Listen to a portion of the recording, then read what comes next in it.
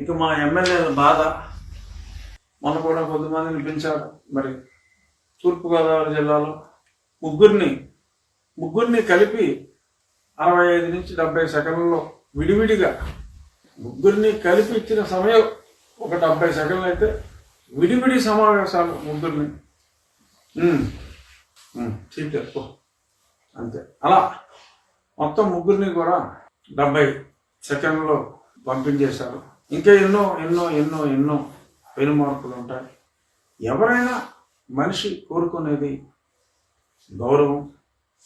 ఆ గౌరవం కోసమే ఎవరైనా మెజారిటీ ఆఫ్ ద పీపుల్ రాజకీయాల్లోకి వస్తారు. ఇక్కడ గౌరవం అనేది లేకుండా పోయింది. గతంలో మాట్లాడుకున్నాం, సుమారు సగం మందికి ఈ 5 సంవత్సరాల్లో 1-on-1 అపాయింట్మెంట్ కూడా ఇప్పుడు ఇవ్వని ముఖ్యమంత్రిని మనం ఇప్పుడే చూస్తున్నాం. అమాయకత్వాన్ని భరిస్తారు ప్రజలైనా నాయకులైనా. అహంకారాన్ని ఎవరో సహించరు, ప్రజలైనా రాజకీయ నాయకులైనా. అంటే తన అహంకారంతో మరి ఈరోజు మొత్తం అందరినీ కూడా అతను దూరం చేసుకున్నాడు. వ్యక్తిగతంగా ఒక ఎంపీఏ కాదు, ఒక ఎమ్మెల్యే ఎవరితోటి మాట్లాడినా సరే మనసు విప్పి మాట్లాడితే వారికి జరిగిన అవమానాల గురించి కన్నీళ్ళు ఒకటే తక్కువ. అంత బాధపడుతూ ఎమ్మెల్యేలు ఈరోజు మాట్లాడుకుంటున్నారు. చాలా హీనంగా, పురుగుల కన్నా హీనంగా మరి జగన్మోహన్ రెడ్డి గారు ఎమ్మెల్యేని ట్రీట్ చేసిన విధానం.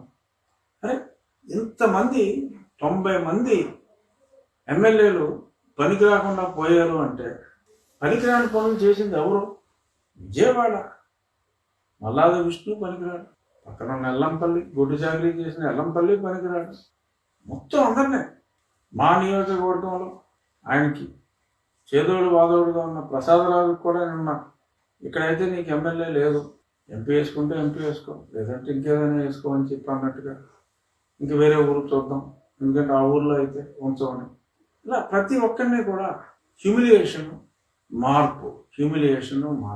అక్కడికి తమ్మినేని సీతారాం గారికి కూడా మరి సీట్ లేదన్నట్టుగా కావాలంటే ఎంపీకి వేసుకోమన్నట్టుగా మనం చూసాం. ఆయన శాసనసభలోనే మరి ఒక పార్టీ సైనికుడిగా తన స్థాయిని కూడా పక్కన పెట్టి జగన్మోహన్ రెడ్డి గారి సేవకి ఎంతో అంకిత భావంతో పనిచేశారు.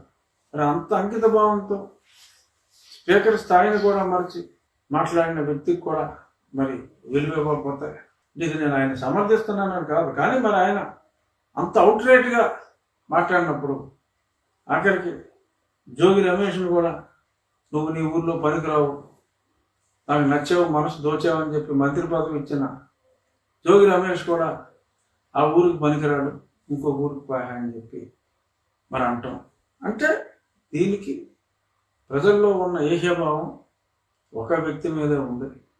దాన్ని అందరికీ సమానంగా పంచి తన మీద గొప్ప భావం ఉన్నట్టుగా చిత్రీకరించుకోవడం తప్ప ఇంకొకటి లేదు.